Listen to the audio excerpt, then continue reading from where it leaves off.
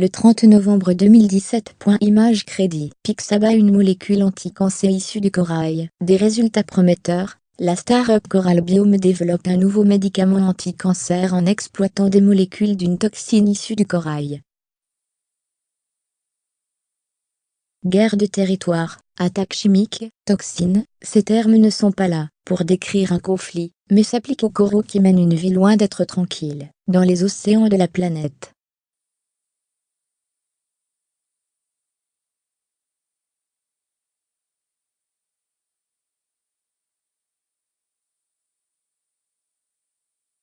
Pour parvenir à leur fin, ils ont développé un véritable arsenal chimique, qui a été peaufiné au fil du temps, souligne Frédéric Gau, un des deux fondateurs de la start-up Coral Biome installée sur le campus de Lumini, à Marseille. Une molécule anti-cancer issue du corail. Des résultats prometteurs. Une ferme près de Marseille dans les Calanques fondée en 2011, elle s'est développée dans la culture des coraux, et accueille actuellement dans sa ferme, une centaine d'espèces de coraux, mais aussi quelques gorgones et petites éponges. Certains sont élevés pour leur couleur ou leur forme et revendus. Mais le but principal de Coral Biome est l'identification et l'exploitation de molécules à visée thérapeutique issues de ces coraux. Une activité presque neuve. Cela fait une trentaine d'années que ces drôles d'animaux font l'objet de recherches, et peut être moins de 10 ans que le potentiel thérapeutique des toxines qu'ils sécrètent suscite un intérêt. Parmi les pistes qui paraissent prometteuses, Coral Biome a choisi de se concentrer sur l'activité anticancéreuse de la palytoxine, une molécule produite par une espèce de Palytoa, un corail mou qui pousse près de la Floride.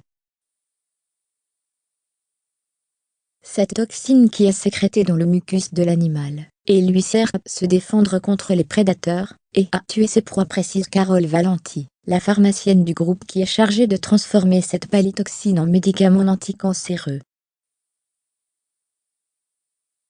Pour obtenir un médicament, les étapes sont longues, mais plusieurs ont déjà été menées à bien, et la palytoxine, au vu des premiers tests, semble prometteuse contre une forme de cancer rare n'ayant pour l'instant pas de traitement efficace. Pour des raisons de confidentialité, le type de cancer n'est pas précisé.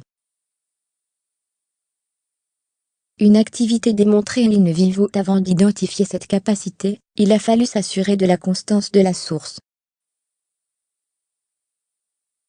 Fort heureusement, le Palytoa, c'est un peu le chien-dent de la mer, il est facile à trouver, se cultive assez facilement et pousse assez vite, explique Andrea Murillo, qui gère les aquariums et veille sur les pousses de coraux avec Mathieu Ferry. À condition toutefois d'avoir la bonne recette, de l'eau de mer, artificiellement recréée, beaucoup de lumière, et un peu de broyat de plancton, et la maîtrise des innombrables interactions qui s'opèrent à l'intérieur d'un aquarium. Le choix de ce corail élevable répond au souhait des fondateurs de mener des recherches durables, en préservant les stocks de coraux naturels déjà fortement menacés par le réchauffement climatique, et dont plusieurs colonies tout autour du monde sont atteintes par la maladie du blanchissement.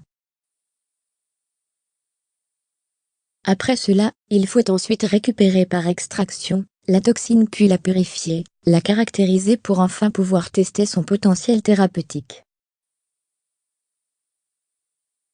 Et dans le cas de la palytoxine, il semble bien que ce potentiel soit présent. Lors des tests in vitro, nous avons constaté que la palytoxine était efficace à des doses infinitésimales sur 56 lignées cancéreuses, avec un différentiel de toxicité extrêmement favorable, souligne Sandrine Courtet, directrice scientifique de Coral Biome.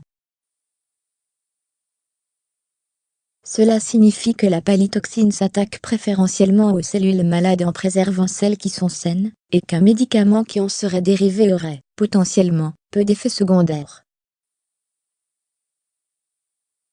Parmi les souches cancéreuses testées, certaines provenaient de cancers du poumon, de la peau, de leucémie et aussi donc de ce cancer orphelin sur lequel se concentre Coral Biome.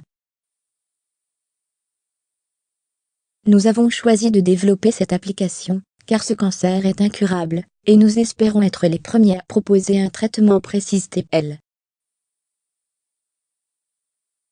Grand chambardement. S'appuyant sur les résultats des tests in vitro, la start-up a initié une première série de tests in vivo sur des souris modèles de la maladie, dans le cadre d'un partenariat avec une UMR, unité mixte de recherche, spécialisée dans cette pathologie.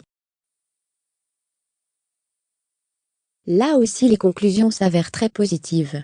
Les souris traitées avec une administration unique à une dose non toxique ont vu leur survie doubler, et des injections répétées ont conduit à une rémission avec disparition des symptômes, et de la tumeur chez 75% des rongeurs.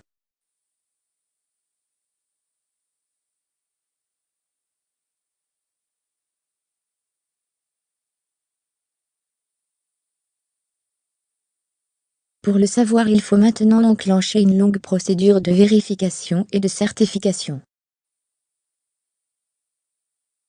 Elle débute par les études précliniques et réglementaires, qui auront lieu en 2019, et qui permettront de mieux comprendre le comportement de la palytoxine dans l'organisme, et d'estimer la dose administrable chez l'être humain. Il sera suivi, s'il est couronné de succès, de premiers essais cliniques sur des patients en 2021. Tous ces tests sont très encadrés, et demandent une organisation interne conséquente.